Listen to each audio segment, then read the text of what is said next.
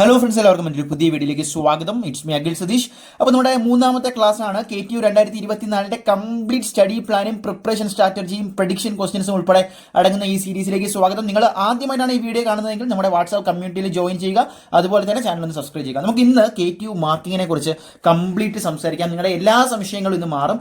ഈ ഒരു ക്ലാരിറ്റിയോട് കൂടി വേണം നിങ്ങൾ പരീക്ഷയ്ക്ക് പോകാൻ, അതെൻ്റെ വാശിയാണ്. അപ്പോൾ നമുക്ക് ടോട്ടൽ മാർക്ക് എത്രയാണെന്ന് നോക്കാം. വലിച്ചു നീട്ടിക്കുന്നില്ല.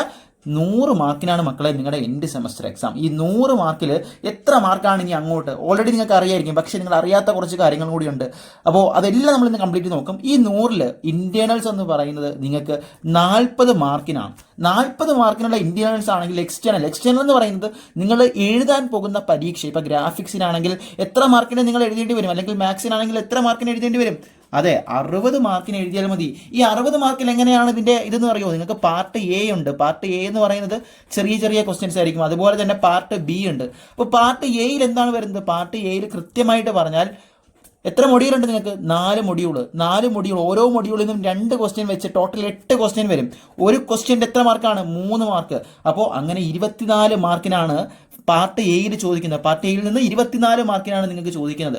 ഇനി പാർട്ട് ബിയിൽ ആകെ 4 ക്വസ്റ്റ്യനേ ഉള്ളൂ മക്കളെ. അതായത് ഒരു മൊഡ്യൂളിൽ നിന്ന് ഒരു ക്വസ്റ്റ്യൻ, അങ്ങനെ നോക്കുമ്പോൾ 4 ക്വസ്റ്റ്യൻ.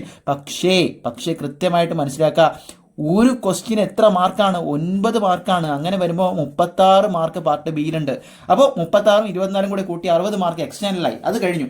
ഇനി നമ്മുടെ ഇന്റേണൽസിലേക്ക് വരാം. ഇന്റേണൽസിൽ 40ൽ അറ്റൻഡൻസ് എന്ന് പറയുന്നത് എത്ര മാർക്കാണ്? 5 മാർക്ക്. അത് നിങ്ങൾക്ക് ഓൾറെഡി എത്ര ഉണ്ട് എന്ന് കൃത്യമായിട്ട് നിങ്ങൾക്ക് അറിയണമെങ്കിൽ ഡിസംബർ 9 ഫാക്കൽറ്റീസിനോട് ചോദിച്ചാൽ മതി. ഓൾറെഡി പലരും കൺവേ ചെയ്തിട്ടുണ്ടാകും. ഡിസംബർ 9 ലാസ്റ്റ് ഡേറ്റ് എന്ന് പറയുന്നത്. അറ്റൻഡൻസ് 75% ഇല്ല എങ്കിൽ പരീക്ഷ എഴുതാൻ കട്ട് ഡൊണേഷൻ അടയ്ക്കേണ്ടി വരും. 65ലും കുറവാണെങ്കിൽ നിങ്ങൾക്ക് അല്ലാതെ കാല് പിടിക്കേണ്ടി വരും. അപ്പോൾ അങ്ങനെ കുറേ കടമ്പകളുണ്ട്, കൃത്യമായിട്ട് മനസ്സിലാക്കുക. ഇനി അസൈൻമെന്റ് എത്ര മാർക്കാണ്? അസൈൻമെന്റ് കൃത്യമായിട്ട് പറഞ്ഞാൽ എത്ര മാർക്കാണ്? സീരീസ് 20 മാർക്കാണ് അല്ലേ?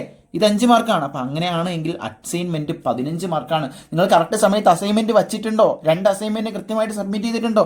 സീരീസ് 20 മാർക്ക് എങ്ങനെയാണ് വരുന്നത്? ഫസ്റ്റ് സീരീസിന് 10, സെക്കൻഡ് സീരീസിന് 10. അപ്പോൾ നിങ്ങൾ എന്നോട് ചോദിക്കും 40 മാർക്കിനൊക്കെയല്ലേ സീരീസ് നടത്തിയത്, അപ്പോൾ അതിന്റെ ആവറേജ് 10ലേക്ക് കൺവേർട്ട് ചെയ്തിട്ട് കൂട്ടിയിട്ടാണ് അവരെന്ത് ചെയ്യുന്നത്? സീരീസിന് 20 മാർക്ക് ആക്കുന്നത്. ഇനി നിങ്ങളുടെ എല്ലാ സംശയം എനിക്കറിയാം, എന്താണ് പാസ് മാർക്ക് എത്ര വേണം എന്നുള്ളതാണ്. അപ്പോൾ കൃത്യമായിട്ട് 2 ക്രൈറ്റീരിയ ഉണ്ട് പാസ് മാർക്ക്. ഒന്നാമത്തെ ക്രൈറ്റീരിയ എന്ന് പറയുന്നത് നിങ്ങൾക്ക് 50 അല്ലെങ്കിൽ അതിലധികമോ 50+ മേടിച്ചാലും 50ൽ അധികം മേടിച്ചാലും നിങ്ങൾ പാസ്സാകും. അതായത് ജസ്റ്റ് പാസ്സാകും, ഫെയിലാകില്ല എന്നുള്ളതാണ്. പക്ഷേ വേറൊരു പ്രശ്നം ഇവിടെ ഒളിഞ്ഞിരിപ്പുണ്ട്. നിങ്ങൾ 50+, അതായത് ഈ 40 മാർക്കിൻ്റെയും ഈ 60 മാർക്കിൻ്റെയും കൂടെ കൂട്ടുമ്പോൾ നിങ്ങൾക്ക് 50+ ഉണ്ട് എന്ന് വെച്ച് നിങ്ങൾ പാസ്സാവണമെന്നില്ല. കാരണം വേറൊരു ക്രൈറ്റീരിയ കൃത്യമായിട്ട് മനസ്സിലാക്കുക. ഈ 60 മാർക്കിന് നിങ്ങൾ എഴുതുന്ന പരീക്ഷയിൽ അറ്റ്ലീസ്റ്റ് എന്ത് വേണം? മിനിമം മാർക്ക് 24 മാർക്ക് വേണം. ഈ 24 മാർക്ക് ഇല്ല എന്ന് വിചാരിക്കുക, നിങ്ങൾക്ക് ഒരു 20 മാർക്കേ ഉള്ളൂ. പക്ഷേ നിങ്ങൾക്ക് എന്താണ്? ഇന്റേണൽസ് ഫുൾ ഉണ്ട്. അങ്ങനെയാണെങ്കിൽ 20, 40, 60 പക്ഷേ നിങ്ങൾ പാസ്സാകില്ല. പക്ഷേ അങ്ങനെയുള്ളവർക്ക് പിന്നീട് എന്ത് ചെയ്യാം? ലോ പാസ് എന്ന് പറയുന്ന ഒരു പ്രത്യേക സ്കീമുണ്ട്. അതായത് നിങ്ങൾ എന്ത് ചെയ്തു? ടോട്ടൽ നോക്കുമ്പോൾ 50+ ഉണ്ട്, മറ്റതിനാണെങ്കിൽ 24 മാർക്കും ഇല്ല. അങ്ങനെയുള്ളവർക്ക് ലോ പാസ്, അത് യൂണിവേഴ്സിറ്റി ലെവലിലെ ഒരു സ്കീമാണ്. അതിനെക്കുറിച്ച് നമുക്ക് എന്തായാലും ഡീറ്റെയിൽ ആയിട്ട് പിന്നീട് സംസാരിക്കാം. പക്ഷേ നിങ്ങൾ പരീക്ഷയ്ക്ക് പ്രിപ്പയർ ചെയ്യുമ്പോൾ 2 കൃത്യമായിട്ട് മേടിക്കാനുള്ള ഒരു പ്ലാൻ ആയിരിക്കണം. ഇനി OS മാർക്ക് എത്രയാണ്? OS എന്ന് പറയുന്നത് 90% അതിലധികമോ ആണ്. അപ്പോൾ അങ്ങനെയാണെങ്കിൽ ടോട്ടൽ 100 ഇത് 40ഉം ഇത് 60ഉമാണ്. അപ്പോൾ 2 കൂടി കൂട്ടുമ്പോൾ നിങ്ങൾക്ക് 100ൽ കൂടുതൽ വേണം. ഇന്റേൺസിൽ 40 കിട്ടിയെങ്കിൽ എക്സ്റ്റേണൽ എത്ര എഴുതി മേടിക്കണം? നിങ്ങൾ 50 അതിലധികമോ മേടിച്ചു കഴിഞ്ഞാൽ നിങ്ങൾക്ക് OS കിട്ടും, ഔട്ട്സ്റ്റാൻഡിങ് S കിട്ടും, ഗ്രേഡ് S. വേറൊരു കാര്യം പറയട്ടെ, നിങ്ങൾ ഈ +2 വരെ പഠിച്ച പോലെ അല്ല. നിങ്ങളിപ്പോൾ മാത്സിനാണെങ്കിൽ 4 ക്രെഡിറ്റ് ഉണ്ട്. എങ്ങനെയാണ് ഇതിൻ്റെ CGPA കണക്കാക്കുന്നതെന്ന് അറിയോ? നിങ്ങൾ മാത്സിന് മേടിക്കുന്ന ടോട്ടൽ മാർക്ക് 100ൽ എടുക്കും. 100ൽ എത്ര മാർക്കാണോ അതിനനുസരിച്ച് ഗ്രേഡ് പോയിന്റ് ഉണ്ട്. S ആണെങ്കിൽ എത്ര ഗ്രേഡ് പോയിന്റ് ഉണ്ട്? 10 അല്ലേ? അങ്ങനെയാണെങ്കിൽ ആ ഗ്രേഡ് പോയിന്റ് ഇൻറ്റു ഈ സബ്ജക്റ്റിന്, മാത്സ് എന്ന് പറയുന്ന ഒരു സബ്ജക്റ്റിന് ഇത്ര ക്രെഡിറ്റ്സ് ഉണ്ടാകും. ആ ക്രെഡിറ്റ്സ് വെച്ച് 4 ക്രെഡിറ്റ് ആണെങ്കിൽ ഇതിൻ്റെ വെയിറ്റേജ് വെച്ച് ക്രെഡിറ്റ് വെച്ച് മൾട്ടിപ്പിൾ ചെയ്ത് ഇതെല്ലാം കൂടി എല്ലാ സബ്ജക്റ്റിനും കൂടെ കിട്ടുന്ന പോയിന്റ് ഉണ്ടാവും. ഈ പോയിന്റ് എല്ലാം കൂടി ആഡ് ചെയ്തിട്ട് അതിനെ ടോട്ടൽ നമ്പർ ഓഫ് ക്രെഡിറ്റ്സ് കൊണ്ട് ഡിവൈഡ് ചെയ്യുമ്പോഴാണ് നിങ്ങളുടെ SGPA കിട്ടുന്നത്, സെമസ്റ്റർ ഗ്രേഡ് പോയിന്റ് കിട്ടുന്നത്, average semester grade point average കിട്ടുന്നത്. ഇനി നിങ്ങളുടെ first semester, second semester, third semester എല്ലാ SGPAകളുടെയും കൂടി ആവറേജ് ആയിരിക്കും എന്ത്?